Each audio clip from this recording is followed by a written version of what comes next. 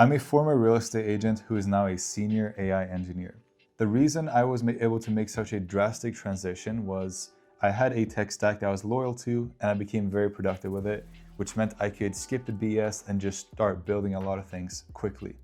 And this tech stack is actually, coincidentally, the same tech stack that is used in a lot of AI engineer jobs. So I thought it could be interesting to share the tech stack that I use that made me go from a real estate agent to an AI engineer.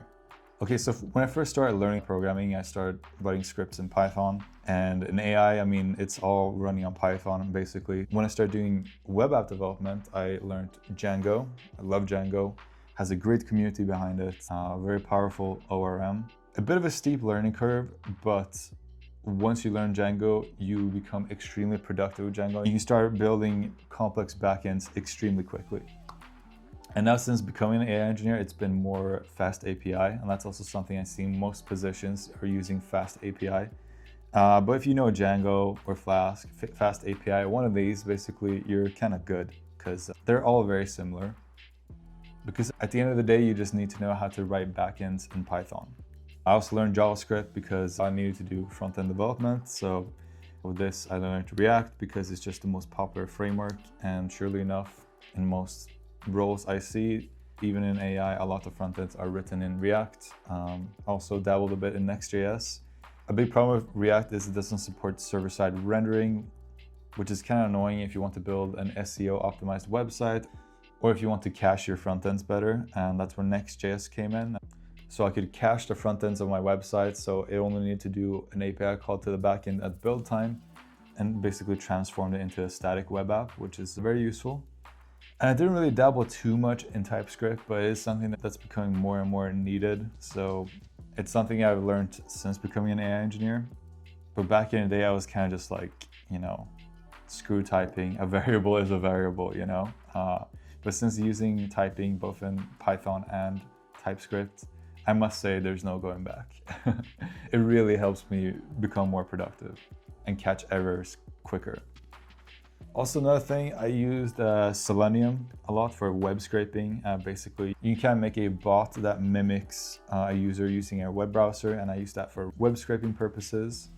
It's been very useful to have a web scraping experience, even in the AI field, because you need a lot of data for AI, and being able to build applications that can kind of get that data without external APIs, insanely useful. So for that, Selenium or just using the requests library, Beautiful Soup have been very helpful for me. And when you get that data, you need to usually process it, right? So you can serve it to users at a more standardized way. And for data manipulation, I've used pandas, for example. Also a very useful skill to have. I also used scikit-learn for some simpler machine learning, like linear regression. I've done some price prediction in real estate, basically using that. I haven't done a lot of TensorFlow, but it was a huge part of the machine learning specialization that I did from deeplearning.ai. So I do know it. I've done some projects with it. I do see this is something that some companies require. I just think that TensorFlow, it's a bit hard to find an actual use case for it, at least when you're Gen AI focused, because usually then you're not really building and deploying models yourself. You're usually using large language models that are already built. But still, it's a good skill to have, and it's honestly very fun to work with TensorFlow. I just wish there were more use cases for me to use it. Now, Docker is pretty much a requirement right now. I don't really have much to say about Docker. It's just kind of something you have to do. I think it's quite boring, honestly, but it does have some utility. Kubernetes is also very useful, the meta skill in the Gen AI space that I'm learning right now. Also, I would say very unsexy. Maybe there's people out there that think it's more fun than I do. What I want to say is they're both very useful skills to have. Just for me, it's not very inspiring for me to learn more. These are not technologies that I'm really digging my teeth into the documentation to learn more about it. It's kind of just like I learn what I need to so I can move on with more interesting stuff to me. I also want to give a big shout out to Linux. So starting 3 years ago, I started using only Linux, like on my laptop and everything, and became quite acquainted with like Unix systems and doing stuff in Linux, which is very useful because, for example, if you use Docker, you're usually running a Ubuntu container So Linux knowledge is quite beneficial. Or if you're SSHing into a machine, if you're not going to use a Mac, then you have to use Linux because Windows is not an option. Like, if you're watching this on a Windows machine, then like, download Pop! OS right now, please. If you want to try out Linux and you don't know what distro to choose because there's so many to choose one, you should check out this really cool one called Archer Linux. It's extremely beginner friendly and like super easy to set up. Something else I used is Redis for caching. Some other things I want to add on the front-end side of things is Tailwind. For me, there's no other way to write CSS after using Tailwind. There's no going back. It makes me extremely productive in CSS, and like I'm mainly like a back-end sort of guy, so the faster I can do the front-end stuff, the better for me. And Tailwind is just an insanely nice, clean way to write CSS code, in my opinion. This also has a bit of a learning curve, but it's one of those things that if you do the investment, it pays off very quickly. And then Shadcn, very good component library that honestly a lot of companies require now. A lot of them use it. It's like clean UI components, so you don't have to design your own button. And some other nice component libraries that I like are Ace-Ternity and Magic UI. I've used a lot, and they just had these like code snippets that give you some really sexy animations for your web app. They're very easy. And these are just some nice, easy ways to add that wow factor to your web applications. So very good ROI on these, which I'm all for.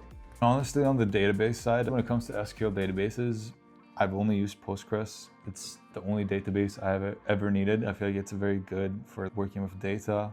It supports the most amount of data types, I believe, in databases. Has a lot of really cool plugins. So yeah, huge fan of Postgres, but I also don't know any better. I've also done a lot of work in LangChain and LangGraph. I did a project, an open source project with this, and that's actually how I got my first AI engineer job offer. These both just make creating GenAI applications or agents very easy, and they have a rich ecosystem of external tools you can use to put into your AI workflows or AI agents. Great developer community behind them as well, so highly recommend picking up LangChain or LangGraph. A vector database side, I started off with just FACE, which stands for Facebook AI Similarity Search, which is an in-memory vector database, which can actually take you quite far. But then when I grew up and became serious, I started using Pinecone, which I haven't really looked into many others or gone very granular in vector databases. It seems a lot of them do the same thing with more additional sprinkles on top. Pinecone has done a lot of the things that I need, so I don't really need to look further right now. And on the cloud side, started off on AWS, then I switched to GCP because AWS, like the UI sucks in my opinion, and GCP is a bit better there. But to avoid the UI entirely, I started using Terraform, which allows you to manage your infrastructure in Terraform files, so you can just change it just like you would change code. Very nice. But before I even started with AWS, I was deploying on Render. So Render is kind of one of these services that takes care of a lot of the cloud and the DevOps and infra stuff for you. They do, like, I think they host most of their machines and stuff on AWS. It's kind of like a wrapper that just provides a nicer experience for you to develop and deploy apps quicker. And when you're learning, being able to do something a lot quicker, even if it costs more, is for me a very worthwhile investment. Also, some other nice tools I've used is OpenRouter, which allows you to easily switch between different large language models with just one line of code. You can switch between Anthropic models, OpenAI models, Gemini models, and a lot of different models, which is very nice when you're trying to reduce your costs in your GenAI applications, and you can just quickly swap out the model for another one and evaluate the results. So that's more or less my tech stack. As you can see, it's not too many things. I try to stick to what I already know, and I try to accomplish as much as possible with that, which makes me more productive with that stack. Because at the end of the day, these are all tools. I'm just trying to get closer to the solution, and the better I know my own tools, the faster I can get there. But I also try to experiment here and there with different tools, of course. So yeah, I hope this was interesting or beneficial to you. If you'd like to learn a little bit more about my transition into a self-taught AI engineer, I have this video that I made about my whole story, which you can check out. Thank you so much for watching, and I'll see you later.